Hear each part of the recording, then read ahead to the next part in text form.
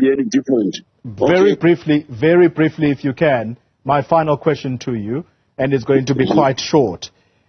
You've just made a very interesting statement that ZANU-PF has been in power for over 60 years in Zimbabwe.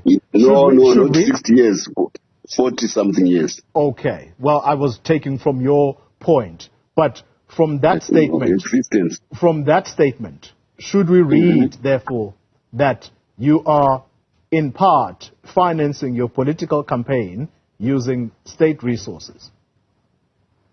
Look, ZANU-PF is a private citizen of Zimbabwe like any other.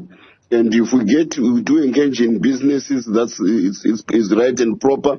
And if our supporters feel grateful to the party which has empowered them more than any other, like in your country, your black people still don't have land. They still cannot trade in minerals like we do, because we carried out a resource restitution to our people, and we are creating a genuine African middle class aligned to the resources of Zimbabwe.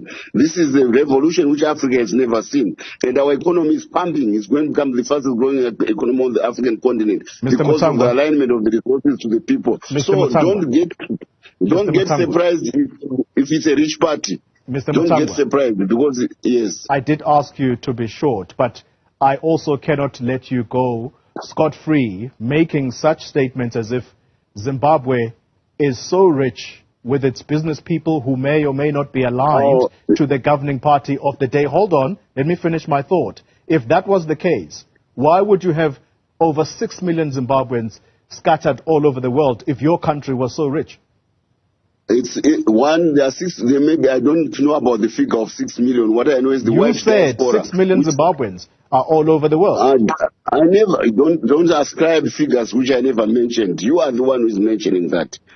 Please don't try to put figures in my mouth. I don't know about that figure. But what I do know is that if a population is educated and is dollar convertible on the global market, it can go into any country. Mr. Mutangwa, I'm not going to faff around these issues. Let me be straight with you now. I'm not going to faff around this.